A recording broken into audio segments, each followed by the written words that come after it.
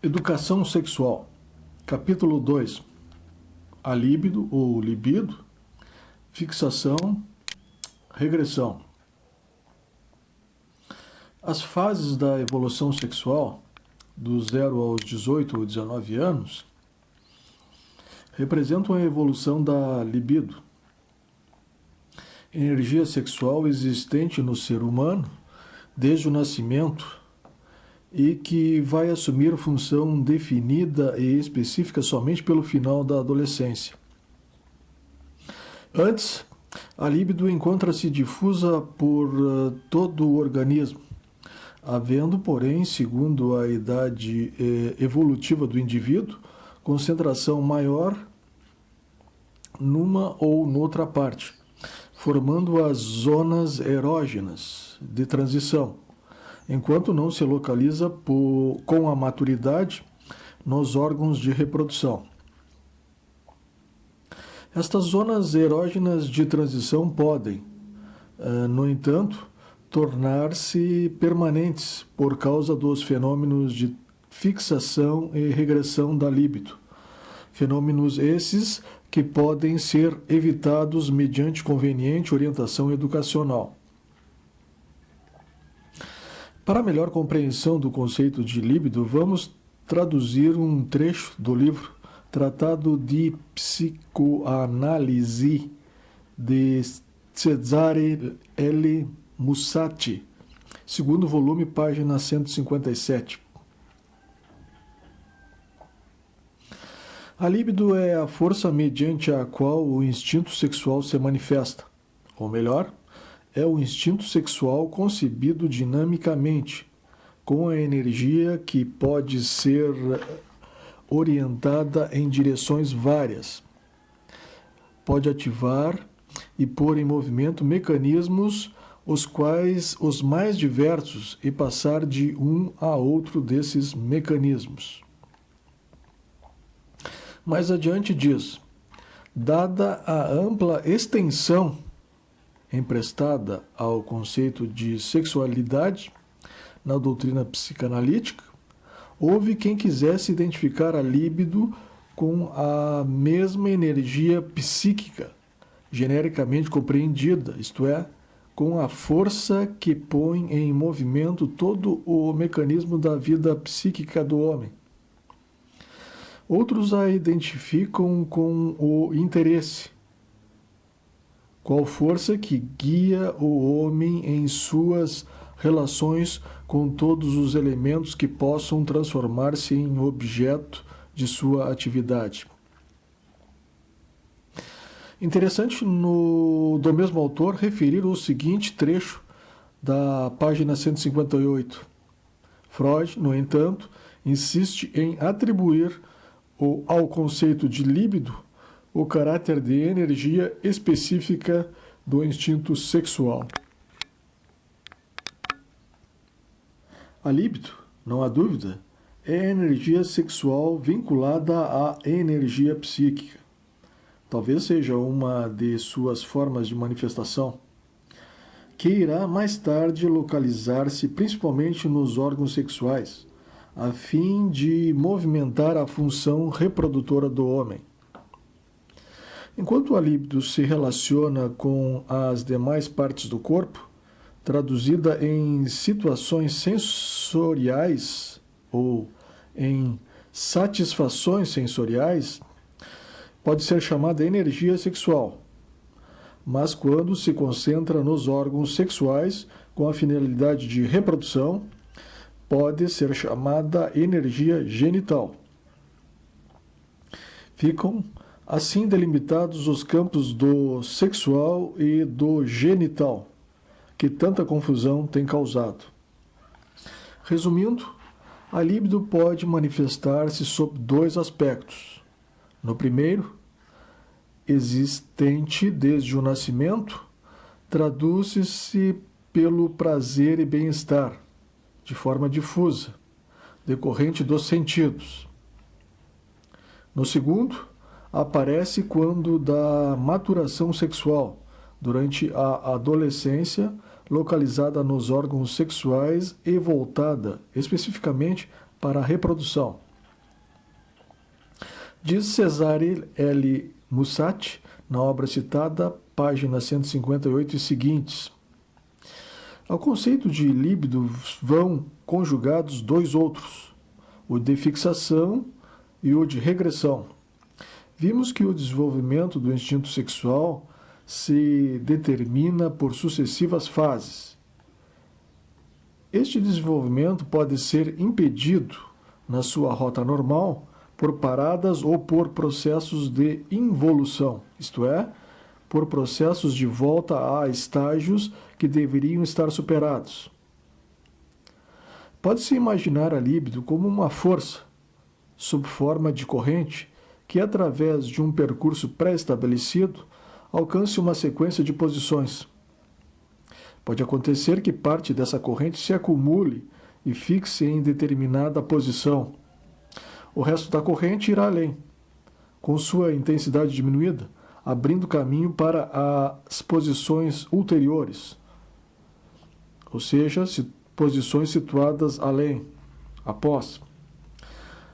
Falemos, neste caso, de uma parada por fixação da líbido em certo estágio anterior.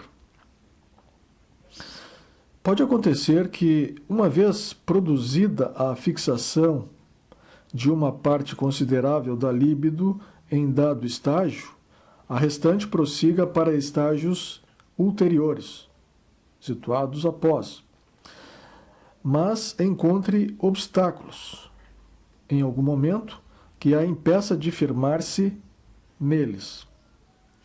Regredirá, então, a líbido para posições anteriormente ocupadas, e a pré-existente fixação de uma parte da líbido favorecerá o seu refluxo. Diremos que neste caso houve regressão da líbido para estágio anterior. Para melhor aclarar estes conceitos, Freud serve-se do seguinte exemplo. Imaginemos a lenta imigração de um povo primitivo de sua sede para local distante. Durante o movimento migratório, poderá suceder que grupos mais ou menos numerosos se atrasem com relação ao grosso da população em marcha, parando e estabelecendo-se em diversos pontos da rota. É devido a este fato que nas cartas geográficas se acham indicações de distribuição de vários grupos étnicos, sendo possível reconstituir o caminho percorrido em tempos remotos por uma população em movimento. Se a massa da população, isto é, a vanguarda, encontra em sua marcha obstáculos que a repilam, fácil é perceber que procurará refugiar-se junto aos grupos que já se fixaram. Estes fenômenos reproduzem o esquema da fixação e da regressão da líbido. Mas o exemplo permite também ver relações entre ambas. Quanto maior for o número de pessoas que se atrasou na marcha, tanto menor será a força expansiva dos que continuarem. E muito mais facilmente serão vencidos pelos obstáculos que surgirem. Analogamente, com a líbido, a fixação não só pré-estabelece a direção que tomará eventual regressão, como este processo facilitará o seu advento. Através dos conceitos de líbido, fixação e regressão, é possível delinear-se um esquema unitário do desenvolvimento e da derivação da sexualidade infantil e adulta, em todas as suas formas. Pode-se perceber que as perversões consistem em organizações estáveis da líbido correspondentes a manifestações que se encontram também na infância, só que em manifestações transitórias, em fases que serão normalmente superadas. Se a quantidade considerável da libido se fixa em determinado estágio pré-genital e o restante da mesma encontra um obstáculo exógeno, isto é, derivado de condições externas que se desenvolve a vida do indivíduo, ou endógeno, aliás, provindo de conflitos psíquicos, no estágio genital, haverá uma regressão para as posições da fixação, reforçando-a e sob forma de perversão sexual. Quando a psicanálise afirma que todos os elementos das perversões já se encontram na vida sexual da criança, não nos espantemos.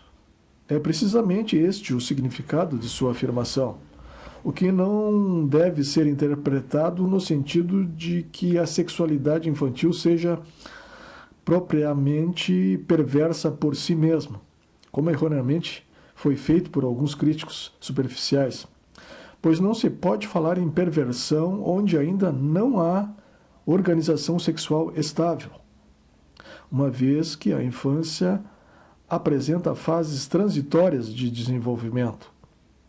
A situação é análoga, de certo modo, a esta.